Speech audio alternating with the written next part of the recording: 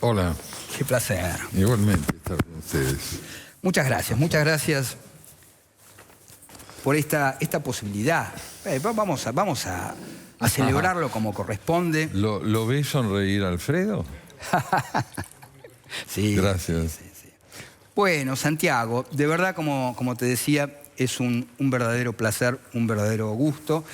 Y por lo menos es un gusto personal para mí. Estaba pensando, el diálogo, el acuerdo. Yo creo que nadie está en mejores condiciones para pensar qué significa el diálogo que un escritor, que una persona con la sensibilidad, cuya herramienta además es la palabra. ¿Cómo ves este diálogo que propone el gobierno, este acuerdo que propone el gobierno? Bueno, hay una primera característica que no podemos eludir si pensamos, digamos, en qué momento lo propone el gobierno y en qué medida es representativo de lo que predicó durante tan largo tiempo. Yo prefiero privilegiar una interpretación que es la que implica reconocer su necesidad por sobre la dimensión estrictamente temporal, que decir que es tarde, que debió haberlo hecho antes. Hay un reconocimiento de su necesidad. ¿Eso qué significa? Significa entender que no se tiene el monopolio de la verdad, que tal vez la opinión de quienes no coinciden con uno puedan contribuir al fortalecimiento del sistema. Ahora, ¿quiénes son los que no coinciden con uno? Veamos bien eso, porque evidentemente, y como decía Centro Editorial, Cristina Kirchner ha sido siempre muy sincera en la expresión de sus convicciones políticas.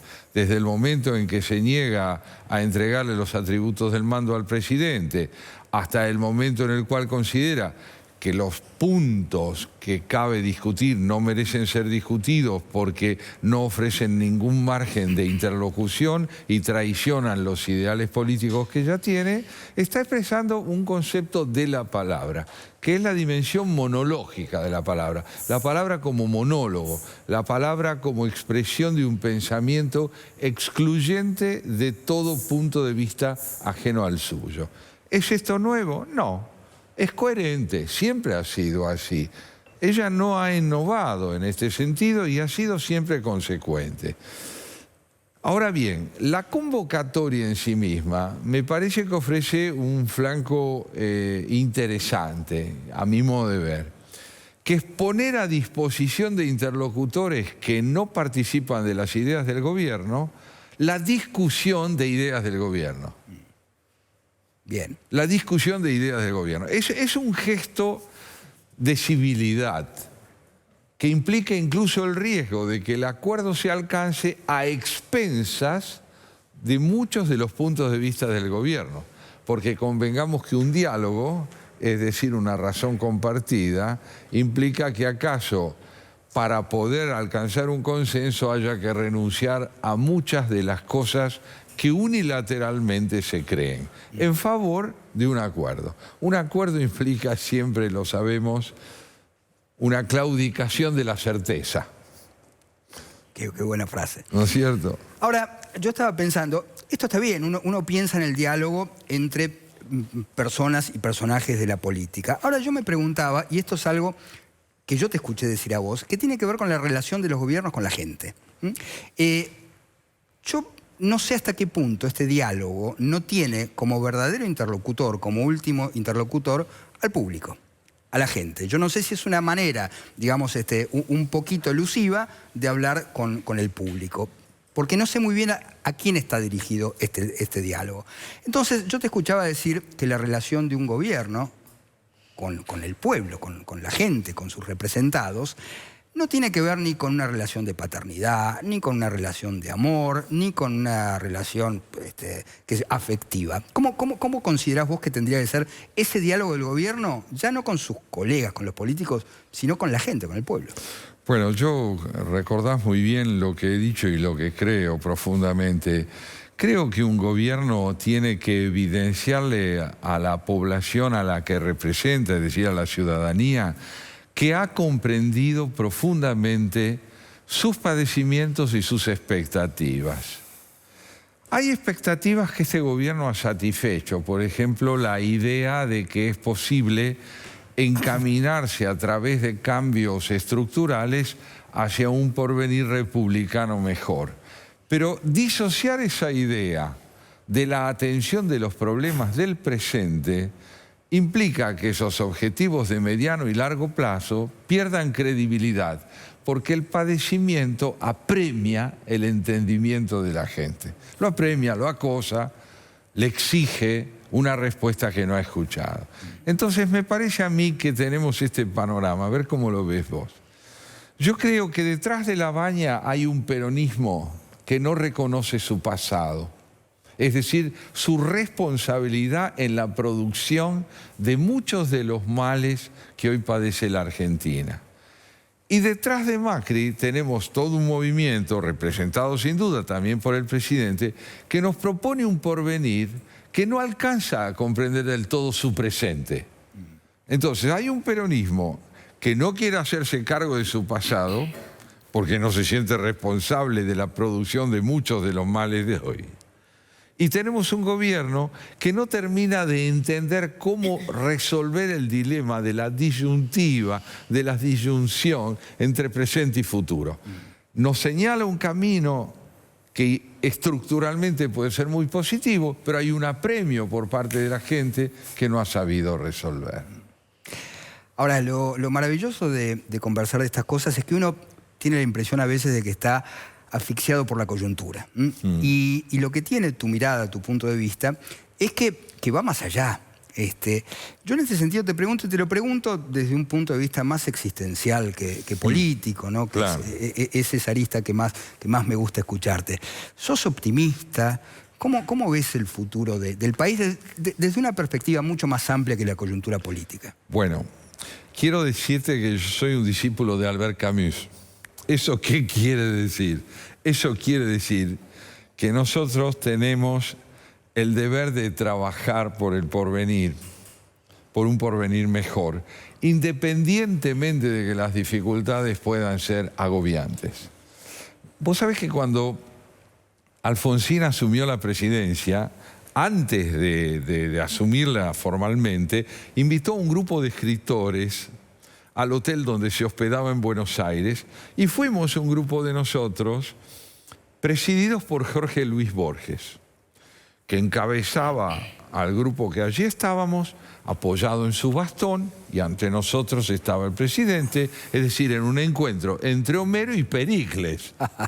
¿No es cierto? En aquel momento Alfonsín era Pericles y Borges siguió siendo Homero toda su vida, y aún hoy. Entonces, ¿qué hace Borges después de ir al presidente?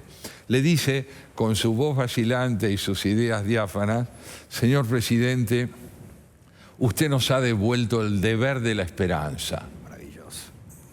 No la esperanza. El deber. El deber de la esperanza. Y yo creo que nosotros tenemos el deber de la esperanza. ¿Por qué? Porque tenemos que tratar de identificarnos con un proyecto cuyo fundamento primordial es la búsqueda de dignidad para nuestra vida. De dignidad. Claudicar del proyecto del trabajo es renunciar a nuestra dignidad. Entonces no es que vamos a trabajar porque creemos que todo va a andar bien, sino porque consistimos en esa pasión. Maravilloso. Yo quiero abrir la mesa a mis compañeros. Adriana. Sí, yo pensaba en esta paradoja que hace que por un lado la sociedad vea con escepticismo esta iniciativa de diálogo de las distintas partes. Pero a la vez hay una fuerte sospecha de que existe un pacto que tiene que ver con la impunidad, ¿no? Entonces es como el pacto para lo republicano es imposible, pero a la vez sospecha que el pacto para el mal ya está concretado. ¿Cómo crees que podemos salir de esa aporía? Qué interesante. Vos sabés que yo creo que una buena pregunta es la que no tiene una respuesta prevista. Y la verdad es que voy a tratar de construirla mientras conversamos. Mi impresión en este sentido es la siguiente. No es posible fundar un orden republicano sin una larga y oscura y contradictoria transición. No podemos saltar de la política de la que todos somos de alguna manera víctimas y verdugos a la idea de una república plenamente instaurada. Tenemos que transitar a través del diálogo, es decir, de negociaciones dolorosas. De negociaciones dolorosas. No se puede pasar de lo que repudiamos a lo que amamos sin un duelo, sin una larga y dolorosa transición. El gobierno ha tratado de evitarla. El gobierno ha tratado de evitarla. El gobierno ha creído que era posible fundar una gestión que dejara de lado la política entendida como interlocución con adversarios detestables, superados, envejecidos por una práctica difusa. Hoy sabemos que ese diálogo es indispensable con aquellos que no piensan como el gobierno y que la transición hacia la república no implica renunciar a los propios ideales, sino saber navegar con ellos en el marco de una negociación indispensable, indispensable. Tengo yo esa convicción profunda de que la política es el mal menor que aqueja a nuestra especie en el orden de la convivencia social. Tenemos que cursarla con habilidad y con convicción. Aprender de Churchill, citado, ¿no es cierto? Recién por Andazzi, cuando decía él que son líderes que han enseñado que el arte de gobernar es también el arte de convivir con quien no se desea. Un ejemplo extremo de esto lo voy a dar, extremo, pues no corresponde a nuestra realidad, pero sí revela quién era Churchill. Cuando Churchill hizo un pacto profundo con Stalin para enfrentar a Hitler, el Partido Conservador, que era el suyo, le dijo, pero ¿cómo puede usted negociar con un dictador? Y él respondió, vamos de a un dictador por vez. Maravilloso, maravilloso. Martín. Sí, me preocupa un poco la cuestión del tiempo que toma las ideas en decantar. Concretamente, cuando vemos en perspectiva histórica la historia de la evolución muy reciente que tiene nuestra democracia, queda claro que ahora vemos mejor el aporte de Alfonsín a la consolidación de la democracia, que tal vez no lo veíamos tan claro en el 89. Ahora vemos mejor lo inviable del régimen de convertibilidad que era un corset que nos tenía, todo el mundo entiende que esa frase de no, con Menem estábamos mejor, rápidamente tiene una respuesta y dice no, pero eso era insostenible, todo el mundo lo sabe ahora. Pero ¿por qué todo el mundo no lo sabe tan claramente que era insostenible el sistema en el que estábamos con Cristina, con precios subsidiados, con un esquema de gasto que crecía sistemáticamente, con exportaciones que no crecían? ¿Por qué, si es tan obvio cuando pasa el tiempo, por qué nos cuesta tanto en el corto plazo asimilar las cosas que están pasando? Otra gran pregunta.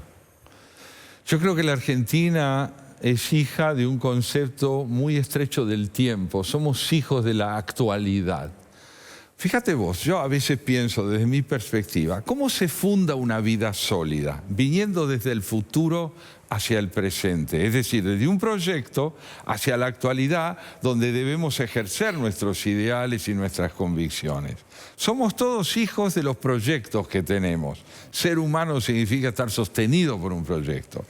Pero ¿qué ha ocurrido en la Argentina? Un Estado macrocefálico, un Estado enfermo por su desarrollo absolutamente estéril y agobiante, nos ha acostumbrado a una dependencia extrema de sus aportes paternalistas. ¿Cómo es posible entender que el Estado no está llamado a ser quien nos reemplace en la responsabilidad de pensar, sino que tiene que tener una función equitativa entre los intereses sectoriales? La gente, nuestro pueblo, nosotros, estamos agobiados por la actualidad. No tenemos sentido del mediano y largo plazo. Entonces, cuando el Estado cumple su función prebendaria, asiste y apacigua la demanda del presente con respuestas prebendarias, sobrevivimos. Pero cuando el Estado se ve llamado a no cumplir esa función o a cumplirla solo circunstancialmente y en el medio de contradicciones brutales como son la inflación y los problemas que acosan al Estado, creemos de verdad que durar es mejor que vivir. pero como vivir es un proyecto del futuro, realmente durar es mejor. Santiago, algunos dirigentes vienen agitando la idea de que es posible cerrar la grieta con un candidato de consenso. ¿A vos te parece que esa fórmula es posible en la sociedad actual? ¿Que puede venir una persona a cerrar una sociedad tan dividida como la nuestra? Y en tal caso, ¿es deseable que eso ocurra o sería preferible pensar en otro camino para... Seguimos hablando de la anemia cívica de la Argentina, vos sabés. Yo no creo más en figuras redencionales. No creí nunca, pero digamos que en política creo que al país no le hace bien pensar que hay alguien que trae la solución porque representa un espíritu de convergencia y ecuanimidad. Necesitamos programas de gobierno, no figuras mesiánicas. Creo que la Argentina necesita instituciones y dentro de las instituciones programas, persuadir con programas, no con idealizaciones. Pero la Argentina también es un país que está acostumbrado a la idolatría de sus políticos y no a medirlos por sus programas, sino por su encanto. ¿No es cierto? Vos sabés que a Caravaggio, el pintor italiano, una vez le dijeron esto. Señor Caravaggio, ¿cómo es posible que usted pinte cuadros tan bellos, con seres humanos tan relucientes y tenga hijos tan feos? Entonces él contestó, yo a mis hijos los hago de noche. Entonces yo no quiero a nadie más que me traiga de día la ilusión de que sabe hacer las cosas bien. Quiero a alguien que me hable y me persuada. Pero la Argentina sigue siendo un país que necesita idolatrar. Vos sabés, Santiago, cuando te escucho, pienso que muchas veces los gobiernos subestiman el valor de la cultura, lo que realmente significa la cultura. Porque a veces uno tiene la percepción de que la cultura es como una suerte de trámite del cual se ocupa un ministro. Y yo creo que, a ver, la cultura es el bien por excelencia de un país. Yo creo que fue Italia cuando Marco Polo llevó la cultura italiana a China y cuando trajo la cultura de China a Italia. Yo creo que Inglaterra es Shakespeare, Inglaterra es los Rolling Stones, los Beatles, y después vienen los negocios sobre eso. Creo que Estados Unidos es Coppola, es Carver, los grandes autores americanos, y detrás de eso vienen los negocios. Lo mismo Francia. Francia es su cultura, y detrás de la cultura vienen los grandes negocios. Yo creo que eso no se termina de ver en la Argentina y que la cultura termina siendo, digamos, un ítem dentro de la órbita de un ministerio, una cuestión completamente burocrática. ¿Cuál es tu visión en torno de la relación que debería tener un gobierno con la cultura?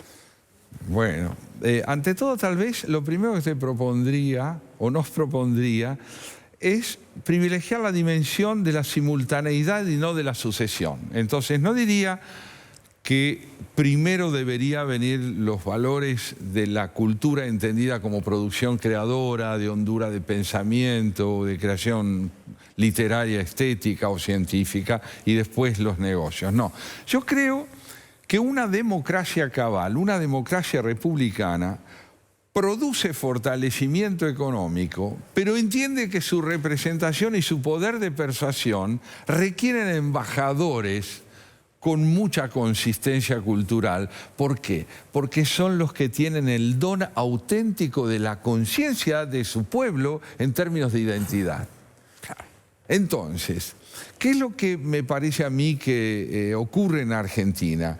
Nosotros hemos, como bien decís, entendido la cultura como un área ministerial, ¿no? Como un área ministerial. ¿Pero qué es la cultura?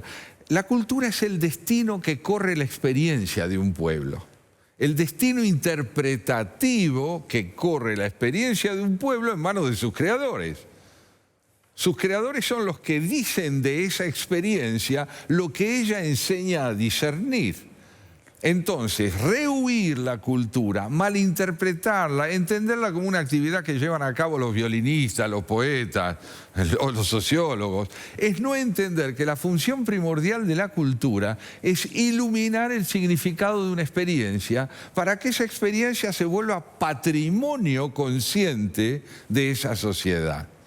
Pero ahí no hay también un paternalismo de la propia cultura, que también hubo como una cierta clase ilustrada que se adjudicó, ¿no? esa visión de ellos eran la cultura y... Muy bien, es decir, muy bien. Es decir, concibieron la cultura como un feudo más. Exactamente. Dentro de un país fragmentado. Pero no hablamos de esa, hablamos de la cultura democrática, es decir, de la que nos falta, de la que permite entender que cuando se lee a un escritor, hay un pueblo que está meditando su experiencia a través de su palabra. Que cuando se mira el cuadro de un gran pintor argentino, hay un país que contempla su paisaje interior, no el exterior, sino el destino que ha corrido en una sensibilidad argentina, en una sensibilidad del país. Entonces, hasta que no entendamos que la cultura es el destino interpretativo de una experiencia social, el destino interpretativo, que esa experiencia social corre en una sensibilidad,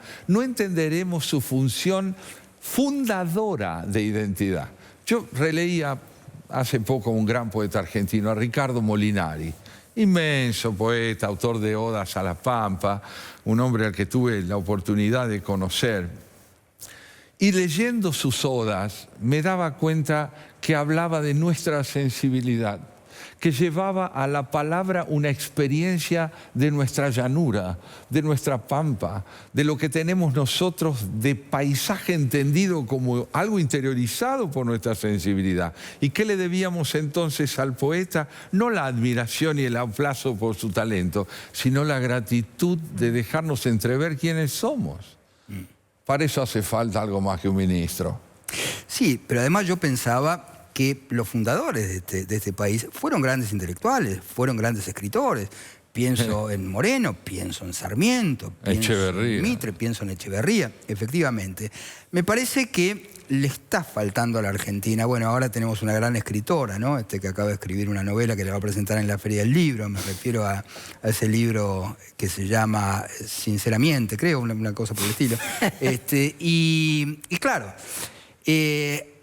yo tuve la posibilidad de hojear un poco ese libro. Como decía Borges solía decir que cuando un libro, digamos, no te invita a seguir leyéndolo, hay que cerrarlo, ¿no? Él decía que eso era el tedio. En mi caso no fue el tedio, sino, ¿cómo decirlo? La indignación. La indignación. Es una sucesión de mentiras, pero además también demuestra de alguna forma el declive de este país. ¿Qué pasó en este país?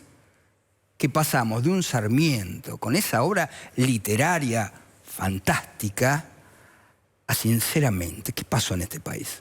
Claro. Yo soy, debe ser porque estoy viejo, ¿no? Soy partidario de los matices. Mira, yo creo que hay una línea que nos lleva a eso, pero también hay una línea que nos permite decir que hemos pasado de Sarmiento a Saer, que hemos pasado de Sarmiento a los grandes poetas líricos argentinos contemporáneos, a los grandes ensayistas como Juan José Sebrelli. No es tan, te diría, irreversible la línea de decadencia. ¿Dónde está la decadencia primordial? En que ese libro es un síntoma político. Es un síntoma político, no es una obra literaria. El Facundo es una obra literaria, además de ser un verdadero tratado sociológico, pero sinceramente es un síntoma político. Ese es un indicio de que la política está concebida no como encuentro entre quienes necesitan coincidir, sino como afirmación de quien ha encontrado la certeza. Entonces, no la calificaría nunca como la expresión de la decadencia de nuestra literatura, sino de la decadencia de nuestra política. Porque ahí sí creo que tenés mucha razón. ¿Por qué la política argentina ha decaído? Porque la palabra en boca de los políticos ha perdido verosimilitud. Claro. Verosimilitud, que es la condición primera de la literatura. Claro. ¿Cuándo un texto es conmovedor en literatura? Cuando es verosímil. Cuando es verdadero, no. Sino que cuando lo que trata está tramitado por la intensidad de quien habla y el que habla resulta verdadero. El que habla resulta verdadero. Entonces, creo que esto es importante. Martín. Pero además, también el foco en el pasado me parece que complica un poco, vamos, uno de los problemas de cambio cultural que necesita la Argentina, la política argentina, es que de alguna manera tenemos que ser capaces de mirar hacia el futuro, me parece. Todas las cadenas de Cristina, y ahora pasa lo mismo con el libro, interpelan el pasado, casi con obsesividad, pero no miran al futuro. ¿Cuándo escuchaste, por ejemplo, a Cristina preguntar cómo iba a ser la tecnología, cómo iba a transformar el mercado de trabajo en los próximos 20 años? Pero tampoco lo hace, salvo alguna declaración, tampoco lo hace Macri. Es decir, hoy la política no está discutiendo cómo va a ser viable la Argentina. Estamos discutiendo cómo resolvemos los problemas de hoy. No hay una visión. Y ese es el cambio cultural que tal vez hace falta. ¿No pensás que ahí hay un problema de cambio cultural que está muy focalizada la política en el pasado y muy poco focalizada en el futuro? Sí, ver, de hecho, perdón, por favor, querría agregar también que todo nuestro discurso político es volveremos a ser felices como fuimos en algún momento. Un bolero. Perfecto. Yo creo lo siguiente, que el gobierno actual es un gobierno que nos habla del futuro. No nos habla mucho del presente, pero del futuro sí nos habla, porque nos habla de los cambios estructurales que lleva y quiere llevar a cabo. Al no hablarnos del presente, lo que resulta oscura es la transición desde el conflicto de una sociedad difusa a la claridad de un porvenir estructuralmente nuevo.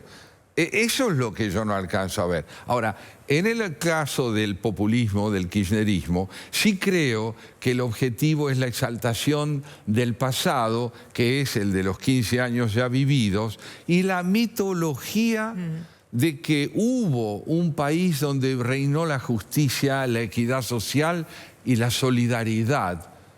Y creo que eso no es cierto. Toda vez que se critica a este gobierno diciendo que todo lo que hace está mal, no queda más remedio que entender que hay alguien que sabe que todo está bien porque lo representa a él. No, yo prefiero el matiz. ¿Sabes cuando creo que nosotros le creeremos a un político cuando diga me he equivocado, contribuí a la creación de lo que debemos superar, soy parte de la responsabilidad por todo lo que no queremos, pero he aprendido de mi experiencia y este es mi proyecto capitalizando los errores que cometí? El día que un político nos hable así, ganará credibilidad social. ¿Por qué? Porque habrá hecho un duelo. En la Argentina tenemos miedo del duelo, es decir, del tránsito doloroso, del error, a una comprensión de algo mejor. Santiago, ¿lo imaginás ganando credibilidad, pero lo imaginás ganando una elección a un político? ¿Lo imaginás ganando una elección a un político que hable así? Que tenga ese mensaje de sinceridad, de reconocer errores propios, de reconocer ser parte del problema de un sistema político que cada 10 años cae en una crisis que parece terminal? Si te digo que no, me resigno al lenguaje falso. Si te digo que sí, me dejo orientar por un sueño indispensable. Prefiero equivocarme con un sueño indispensable. Vos sabés que te escucho hablar y escuchaba a Martín y a Adriana y pensaba que quizás uno de los problemas de este país es que las utopías están en el pasado, no están en el presente, ¿no? Lo que fue este país, Argentina fue París, Argentina... Entonces vivimos entre la utopía del pasado y la ucronía, lo que podía haber sido la Argentina si no hubiera habido golpe del 30, si no hubiera habido peronismo. Bueno, es lo que somos, la verdad que este país... Y a veces me parece que hay como un afán de no resignarse y no admitir esto que somos. Claro, ahí está, damos en el clavo. A veces vale la pena mirarse en el espejo para desconocerse y tratarse de usted. No, así como le va, que dice, no nos conocemos bien, es decir, no soy lo que creo. Soy también lo otro de mí, lo que me dice una realidad que desmiente mi, diríamos, suficiencia narcisista. No es conveniente ser alguien que está seguro de su identidad. Es mejor ser alguien que la busca y la afirma como tarea, que ser alguien que dice heme aquí. Porque cuando uno dice heme aquí, hay alguien que está de más. Normalmente no es el que lo dice. Sí, Argentina está enferma yo diría, de una percepción aguda del valor del tiempo como fuente de aprendizaje. No hemos capitalizado nuestros errores y por eso somos un país que está más cerca del siglo XIX que del XXI. Porque no lo hemos capitalizado. El que dice a mí no me ha sucedido nada es un muerto anticipado.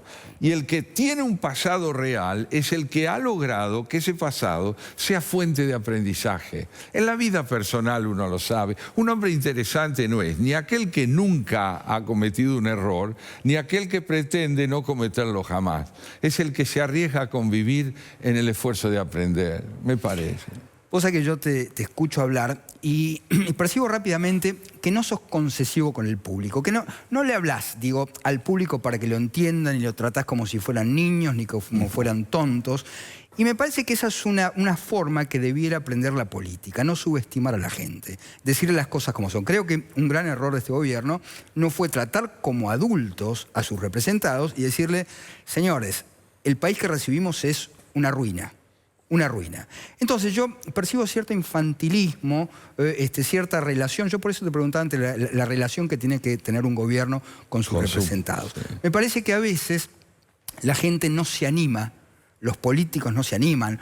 Es lo que decía muy bien él. En la televisión, digamos, en los medios, no se anima a la gente a hablarle profundamente, a hablarle difícil, a enseñarle también a la gente... A no subestimar lo complejo. Absolutamente. Yo creo que la complejidad es un regalo que nos obliga a tratar de ascender un peldaño. Y que nos saca de la simplificación mentirosa, de la demagogia, ¿no es cierto? Otro recuerdo memorable que va al encuentro y respalda lo que decís.